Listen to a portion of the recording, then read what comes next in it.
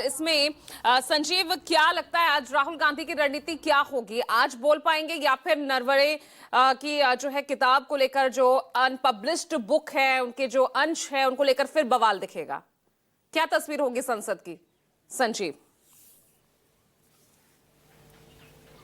देखिए, संसद की तस्वीर जरा बदली हुई होगी। पहली तो ये मानकर चलिए, और बाहर बहुत ठंड है इस वक्त, लेकिन संसद के अंदर गर्मी बहुत ज़्यादा होगी। और ये इसलिए कि पिछले 15 घंटों में बहुत कुछ बदला है, और जो बदला है वो हम और सबके सामने अमेरिका और भारत के बीच नए व्यापार समझौते को लेकर के जिस तरह से बातें सामने आई हैं, उसको लेकर बदला है। उसकी धमक आज संसदीय जो पूरी कार्यविधि है उस पर रहेगी। इस बात को पहले तो महसूस किया जाएगा। ये बहुत आसानी से समझा जा सकता है, क्योंकि मसला हमारी विदेश नीति, हमारी सामरिक नीति का था, जिसके साथ राहुल गांधी ने शुरुआत किया था। अब देखिए पूजा, ऐसा है कि राष्ट्रपति के अभिभाषण पर चर्चा हो रहा था, और राष्ट्रपति के अभिभाषण पर जो चर्चा है वो 3 दिनों में ख़त्म होनी है। बुधवार कल है, कल प्रधानमंत्री को इसका जवाब देना है। और विपक्ष के सबसे बड़े चेहरे के तौर पर राहुल गांधी ने कल करीब 1:15 पे बोलना जब शुरू किया, तो उन्होंने शुरुआत में ही उस किताब का जिक्र किया जो कि अनपब्लिश्ड है, जिसके बारे में कहा यह जा रहा है कि अनपब्लिश्ड सोर्सेज को आप कोट नहीं कर सकते हैं। हालांकि उस किताब की जो बातें हैं वो कैरेवन मैगजीन में आ चुकी हैं, और उस मैगजीन का भी हवाला दिया गया, लेकिन समूचा सत्तापक्ष राहुल गांधी को रोकने लगा।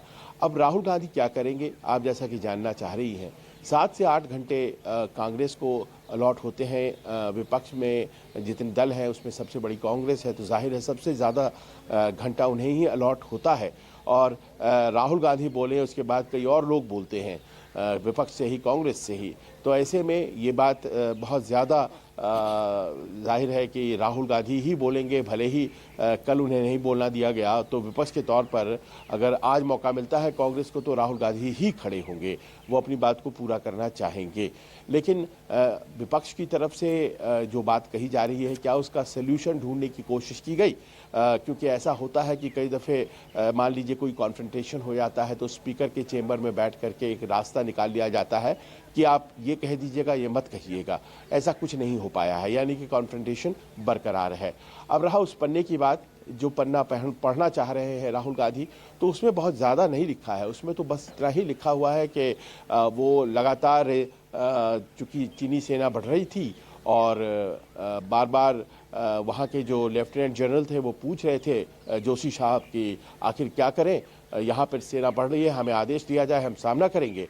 और आर्मी चीफ पूछ रहे थे रक्षा मंत्री से, रक्षा मंत्री पूछ रहे थे प्रधानमंत्री से, और प्रधानमंत्री ने अपना समय लिया। और समय लेने के बाद जो बात वो नहीं कह पाए राहुल गांधी, कि उन्होंने कहा आपको जो बेहतर लगता है इन परिस्थितियों में वो कीजिए। अगर वो ये कह भी देते तो बहुत ज़्यादा अंतर नहीं पड़ता, लेकिन अचानक ऐसा लगा जैसे कि इस बात की अपेक्षा नहीं कर रहे थे सत्तापक्ष वाले, और उन्होंने एकदम से बवाल खड़ा कर दिया। लेकिन कल और आज में जिस अंतर की बात मैं कर रहा था वो ये है कि हमारी विदेश नीति क्या आंशिक रूप से इस बात को लेकर सफल हुई है कि अमेरिका से एक व्यापार डील, एक समझौता हो गया है। जो टैरिफ 50% तक पहुँच गया था वो 18% हो गया है। क्या आप इस बात के लिए अब सत्ता पक्ष को घेर सकते हैं कि उसकी विदेश नीति ठीक नहीं है? ये तमाम ऐसी चीज़ें हैं जो रात भर में बदल गई हैं। तो पूजा, इस बात को मानिए कि एक जो विवाद है, टकराव है, लड़ाई है, कॉन्फ्रंटेशन है, वो तो चलेगा ही चलेगा, लेकिन साथ साथ आज सरकार को ज़रा अपर हैंड भी हो सकता है, वो दावा कर सकती है, क्योंकि अमेरिका के साथ डील हो गया है। जी ठीक है। और